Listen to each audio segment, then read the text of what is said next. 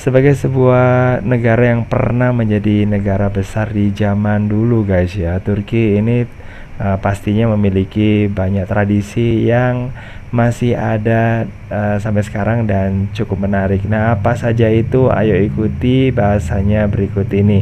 Jangan kemana-mana.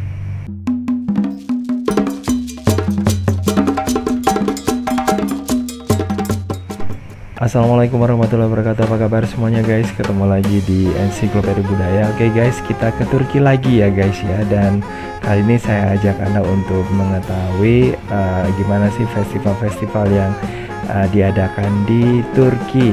Nah guys, Turki ini memiliki banyak sekali festival ya guys ya, yang dirayakan di setiap musimnya. Dan ini tentu saja sangat istimewa karena memang Turki itu dulu pernah menjadi sebuah kekhalifahan atau semacam kekaisaran Islam gitu ya, dan itu meliputi wilayah yang cukup luas guys. Nah, apa saja festivalnya? Nah, kali ini yang akan saya bahas adalah festival-festival yang diadakan di musim semi di Turki ya. Nah, festival apa aja itu guys?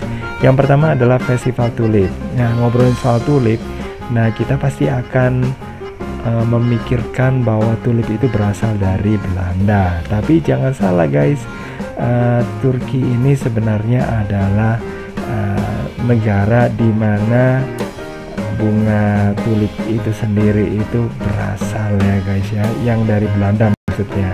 Kalau untuk bunga tulipnya sendiri sih asalnya dari Asia Tengah ya, tapi negeri kincir angin Belanda itulah yang membawa bunga tulip dari Turki menuju ke negara mereka, dan sekarang menjadi negara pengekspor bunga tulip ya, yang cukup besar di dunia. Nah guys, ini bisa dilihat ya, sejak zaman dulu bunga tulip ini merupakan bunga nasional Turki, dan kita bisa menemukan banyak sekali motif-motif bunga tulip yang dipakai dalam seni ornamen Turki dan juga Persia ya. Dan bahkan Turki juga lah yang pertama kali menanam bunga tulip di kebun Sultan Mehmed II yang berkuasa pada tahun 1451 sampai 1481. Nah guys, bunga tulip ini pada mulanya memang bunga liar ya di dataran Asia Tengah dan di kawasan pegunungan Pamir dan juga Hindu Kush dan juga di stepa Kazakhstan. Nah, karena keindahannya akhirnya memikat kerajaan Ottoman Turki sehingga pada tahun 1080 mereka mulai membudidayakannya. Nah, tulip ini berasal dari kata yang berasal dari bahasa Turki, turban, yang dinamakan turban ya tentu saja sebagai penutup kepala ya, dan kerap digunakan oleh pria Turki gitu guys. Nah guys, untuk festival yang selanjutnya ini adalah festival Hidreles. Hidreles ini merupakan festival untuk menandai datangnya musim semi ya, dan di situ dirayakan dengan cara melemparkan kertas-kertas keinginan mereka, batu kerikil dan juga cabang zaitun ke laut di provinsi Mediterania, Antalya, dan juga berharap untuk kesehatan, pekerjaan, uang dan juga cinta gitu kan. Terus kemudian ada di Nevruz ini ada sebuah festival kuno untuk merayakan kedatangan musim, adalah kesempatan bagi banyak orang yang untuk menghangatkan api. Makanya mereka bikin api unggun gitu guys ya. Dan sebelumnya setelah setelah dinyalakan mereka menghangatkan diri, kemudian apinya dilompati gitu guys. Nah guys, tentu saja di sini ada atraksi-atraksi gitu ya, atraksi melompat di api unggun, dan ini mereka berkumpul gitu ya di taman untuk menandai hari itu, dan dibuatlah acara yang spektakuler tersebut ya guys ya. Pada perayaan di Taman Budaya Topkapi ini orang-orang dari segala usia berkumpul di sekitar api terbuka dan melompati ya api unggunnya gitu guys ya. Nah, selain itu juga ada makanan tradisional yang dirayakan di situ. Dan ini melambangkan persaudaraan dan perdamaian, dan dirayakan terutama di Iran, Afghanistan, India, dan Republik-Republik Turki seperti Azerbaijan, kemudian melintasi wilayah Kaukasus dan di Albania dan Macedonia. Nah, ini kemudian menandai cikal bakal dari musim semi ya guys ya, untuk menandai awal tahun baru gitu. Nah selanjutnya adalah festival Kakava. Nah festival ini rutin digelar di Turki tiap tahun, dan ini merupakan perayaan dari orang-orang Romani gitu di kota-kota barat Turki, Edirne dan Kırklareli. Ini Kakava dirayakan dengan gembira ya. Perayaan ini saat ini mengambil bentuk festival internasional yang juga sebagai peringatan dan rasa syukur bagi masyarakat setempat akan kejadian berhasil lolosnya masyarakat Roma dari kerajaan Firaun ya, yang menguasai Mesir waktu itu. Dan ini kalau menurut saya sih mirip dengan ini ya, cerita atau kisah Nabi Musa ketika meloloskan diri dari kejaran orang-orang Mesir kuno atau pasukannya Firaun gitu guys. Dan orang Roma yang dimaksud itu mungkin juga bisa diartikan sebagai orang Yahudi ya, yang kemudian tinggal di wilayahnya Turki.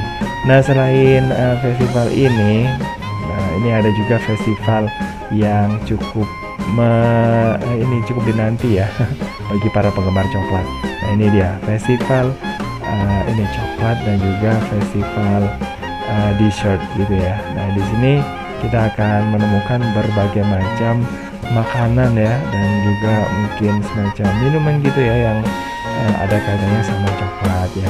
Jadi kita bisa menemukan coklat dessert, sate dessert, ada kue, dan masih banyak lagi yang lainnya yang lezat-lezat gitu. Dan kita tahu sendiri ya bahwa Turki itu juga salah satu negara yang bisa menghasilkan makanan yang cukup lezat gitu guys ya. Dan festival ini dilakukan di Izmir ya, di kota sisi laut yang indah di Turki ya, di wilayah Asia ya.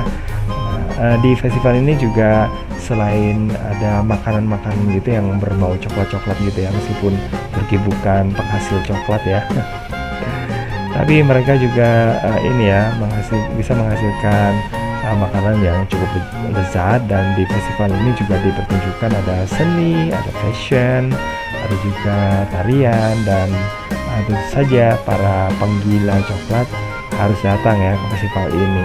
Jadi gitu guys, itu merupakan apa ya, semacam inilah guys ya, beberapa di antara dari festival-festival yang ada di musim semi di Turki. Nah festival yang lainnya apakah ada lagi? Ya jelasnya ada guys, karena seperti yang saya katakan tadi bahwa Turki dulu pernah menjadi sebuah negara besar, dan di sana juga ada banyak sekali masyarakat dari berbagai etnis yang juga tinggal di Turki, mulai dari Asia, dari Afrika sampai ke Eropa juga. Makanya Turki juga bisa dikatakan sebagai negara yang multikultural ya di waktu itu. Oke guys, makasih banget ya udah nemenin saya sampai sekarang ya. Dan makasih banget udah menyimak bahasan sampai hampir selesai ini. Dan jangan lupa ya untuk dukungannya dengan like, subscribe, komen, dan share untuk mendukung tentu saja channel ini. Dan saya akhiri, wassalamualaikum warahmatullahi wabarakatuh. Sampai ketemu lagi di bahasan berikutnya. Dan jangan lupa untuk menyimak bahasan-bahasan yang lainnya di channel ini. Bye.